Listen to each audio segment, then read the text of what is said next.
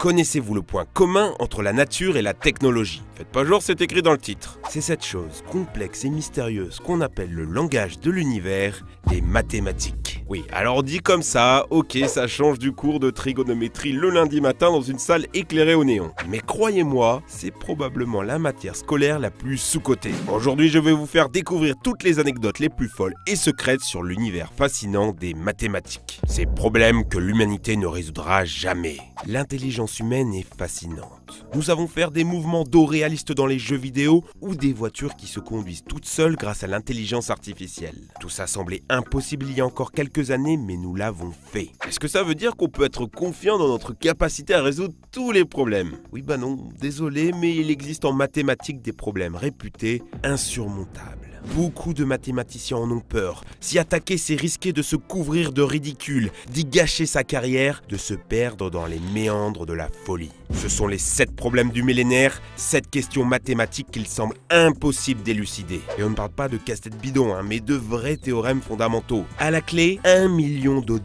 par problème résolu. Ok, on dirait vraiment un scénario de film ou de manga. Faudra bien vous accrocher, parce que les énoncés sont assez obscurs. Et démontrer que les zéros non triviaux dans la fonction zeta de Riemann ont tous pour partie réelle un demi, tu m'en remets un, Francis. Des problèmes complexes qui, s'ils étaient résolus, permettraient de résoudre tellement de choses. L'origine des nombres premiers, de parfaitement anticiper le mouvement d'un fluide et des courants marins, de résoudre des problèmes de cryptographie bancaire, de mieux comprendre le cœur des atomes et surtout de rendre possible des calculs qui demanderaient aujourd'hui des centaines de milliards d'ordinateurs. Mais gardez espoir, car tout à l'heure je vous ai menti. Ces 7 problèmes du millénaire ne sont pas impossibles à résoudre. Un Russe en 2003 a réussi à vaincre la conjoncture de Poincaré. Non seulement il a refusé sa médaille Fields, mais aussi la totalité de l'argent. Il aurait déclaré « Je sais comment diriger l'univers, dites-moi alors à quoi bon courir après $1 million ?» Mais, des questions encore non résolues en mathématiques, je vous rassure, il y en a encore beaucoup, plus de 50. Je vous laisse les découvrir en description, et peut-être qu'un jour, c'est vous qui trouverez la solution. Quand les mathématiques font perdre la tête. Dans l'histoire, beaucoup de mathématiciens devinrent fous à force de se perdre dans les chiffres. À mon tour de vous donner un avant-goût de la folie en vous faisant découvrir une dizaine de petits paradoxes mathématiques. Observez ces calculs. Une simple multiplication ou division et vous voyez apparaître de magnifiques séquences régulières 1, 2, 3, 4, 5, 6, 7, 8, 9. Voyez maintenant la division par 7. Simple, basique, et si je vous disais qu'elle contient toutes exactement les mêmes séquences de nombres? 14, 28, 57 qui se répètent à l'infini. Pareil, la multiplication par 9. Elle n'aura plus de secret pour vous quand vous vous rendrez compte que les nombres en colonne se suivent tous. 1, 2, 3, etc. 9, 8, 7, etc. Mieux, si vous additionnez les deux chiffres, vous tomberez toujours sur 9. Prenez 4 chiffres différents au hasard. 6, 7, 0, 2 par exemple. Triez les chiffres du plus grand au plus petit et du plus petit au plus grand et soustrayez-les. Répétez l'opération et... 6, 1, 7, 4, qu'importe les chiffres que vous choisirez, ce chiffre reviendra tout le temps et se répétera à l'infini. 6174 est la constance de Caprécart. Parfois, les paradoxes peuvent venir de la formulation alambiquée du problème. Le paradoxe de Zénon postule que si on fait une course entre un homme et une tortue et qu'on lui donne de l'avance, il serait mathématiquement impossible de la rattraper. Quand on parcourt les 100 mètres qu'elle a eu d'avance, elle a continué de marcher 20 mètres. Quand on a parcouru les 20 mètres, elle en a fait 5, et ce, à l'infini. Illogique et pourtant mathématique, il aura fallu attendre des siècles pour résoudre ce problème avec l'introduction du formalisme des séries. Si vous additionnez tous les nombres, 1 plus 2 plus 3 plus 4, ceux à l'infini, vous obtenez -1/12. Ça peut paraître contre-intuitif, mais ça se prouve mathématiquement. Avec un calcul où vous définissez différents infinis avec A et B et que vous essayez de trouver une égalité entre eux, vous obtenez A égale B plus 4A, ce qui est bien égal à -1/12.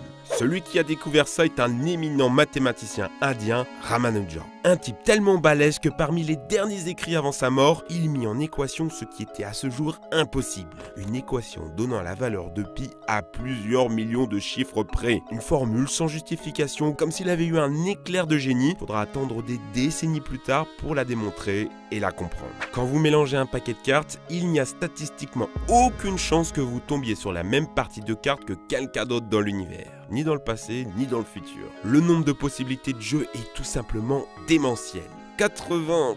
Ouais, enfin bref, beaucoup de chiffres plus qu'il n'y a d'atomes dans l'univers. Comme quoi, vous touchez à l'infiniment grand du bout des doigts. Mourir pour les mathématiques. J'ai 3 histoires à vous raconter. La première se passe en Grèce au 6e siècle avant Jésus-Christ. Hippase est le disciple d'un homme dont vous connaissez forcément le nom, Pythagore. Alors aujourd'hui, vous le détestez, mais à l'époque, il avait plus de fanboys qu'un youtubeur. On l'appelait le grand homme. Il ne faisait pas que des maths, Pythagore c'est tout un mouvement philosophique, religieux, politique et même vegan. Le truc c'est qu'Hippase, notre fanboy, a un jour dévoilé un des trésors de Pythagore, la nature de l'incommensurable et de l'incommensurabilité, le pentagone dans le cercle, la valeur de la racine carrée. Ça a l'air ridicule comme ça, mais c'est là la découverte des nombres irrationnels. Comme pi ou le nombre d'or, des nombres qui s'écrivent sans chiffres et sans fractions, des nombres avec une infinité de virgules, des nombres divins. Un choc si grand qu'on raconte que les disciples noyèrent Hippase en mer et qu'ils organisèrent après leur propre suicide collectif. Leur monde venait de s'écrouler pour une racine carrée. Ma deuxième histoire est celle d'un lycéen qui révolutionna les maths. Au lycée, on se sent un peu inutile comme un ballon de baudruche qu'on bourre de formules.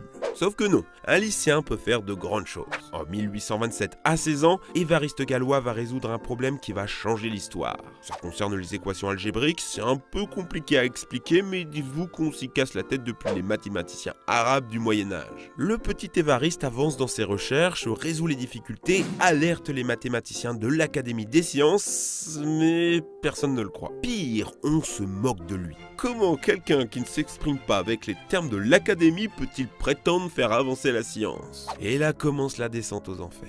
Son père se suicide, il tombe amoureux d'une femme qui ne l'aime pas, son engagement politique le mène en prison et il est exclu de l'école normale. À 20 ans à peine, il est déjà à bout. Il retombe amoureux d'une femme qu'un homme convoitait, alors il règle ça au duel de pistolet. C'était un matin de printemps, il se retourne, tire, rate et se prend une balle dans l'abdomen.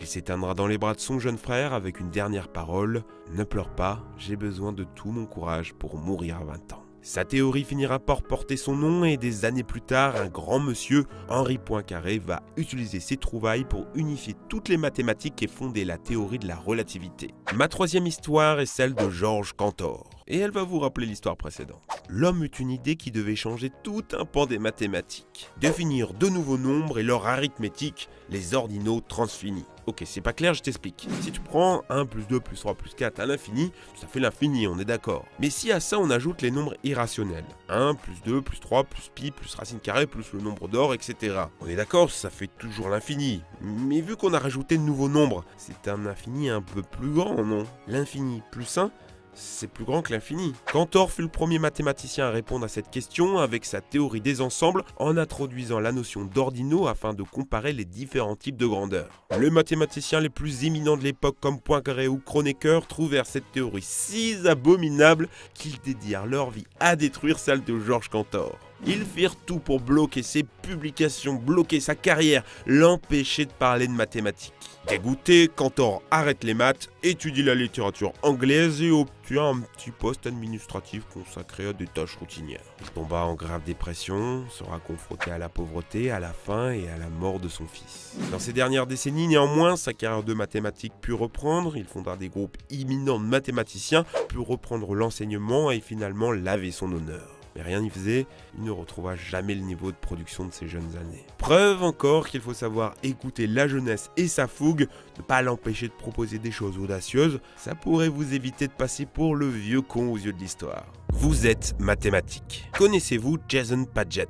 Un vendeur de meubles sans éducation, devenu du jour au lendemain génie des maths, a pris un violent coup à la tête. Toute la vie autour de lui devint figure mathématique. Il fut frappé du syndrome du savant. Il était maintenant capable de percevoir les formules et la géométrie, de les ressentir non plus comme des problèmes à résoudre, mais une logique implacable. Tout devint facile, aussi fluide que de parler et de m'entendre. Ce syndrome du savant se trouve aussi dans la musique, avec des gens capables de synchroniser plusieurs rythmes en même temps pendant des heures, de ne faire qu'un avec le son. Et rien d'étonnant à ça quand on sait que la musique n'est que mathématique. Si les sons sont aussi harmonieux, c'est qu'elles sont des divisions parfaites. Il y a dans notre cerveau là, latent, une capacité à comprendre l'arithmétique du monde, à pouvoir la voir. Je vais le redire, tout est mathématique. Les motifs sur un léopard ou un poisson ne sont pas le fruit du hasard, ce sont celles des motifs de Turing.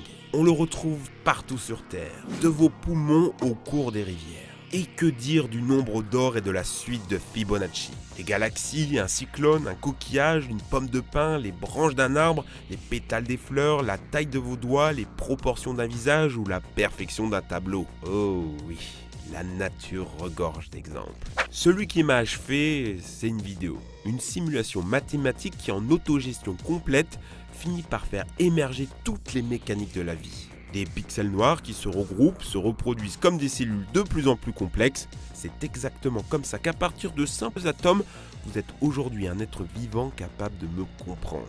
Je le répète, tout est mathématique. Si vous pensez exister, laissez-moi vous donner un dernier exemple, ça va vous faire réfléchir. Vous connaissez sûrement les fractales, l'une des structures les plus fascinantes des mathématiques. Vous aurez beau zoomer encore et encore, les mêmes motifs continueront d'apparaître. Et si je vous disais que notre réalité est ainsi? Il est absolument impossible de mesurer la longueur de quoi que ce soit sur Terre, mètres, centimètres, tout ça n'a pas d'existence. Et si on mesurait les côtes d'un pays? Disons qu'elles font 100 km. Si je zoome, je commence à voir des plages et des petites falaises, et du coup notre courbe droite n'est plus si droite. Tous ces petits défauts cumulés, ça me rajoute 1 km à la ligne. Si je zoome encore et encore, je peux continuer jusqu'au grain de sable, et chaque structure rajoute encore quelques micromètres qui, cumulés, finissent par produire des valeurs énormes. De 100 km, je pourrais passer à des milliers de kilomètres. Plus vous zoomez, plus les longueurs deviennent infinies. Tout est mathématique. Vous l'aurez compris avec cette vidéo, faire des maths, ce n'est pas toujours résoudre des équations pour faire plaisir à un prof. Il y a un vrai plaisir à comprendre. Comprendre un problème, découvrir des notions, prendre conscience de leur importance et surtout explorer un univers fait des plus brillants cerveaux humains. Ils ne sont pas fous, ils sont joueurs. Ils jouent avec les nombres et découvrent parfois des théorèmes qui changent la face du monde. Si vous voulez vous initier à la beauté des mathématiques, je ne saurais que trop vous conseiller des films comme Pi de Aronofsky, le créateur de Requiem for a Dream, ou des films plus biographiques mais qui ont tout autant d'intérêt. Les maths, c'est aussi une histoire faite avec ses drames et ses héros.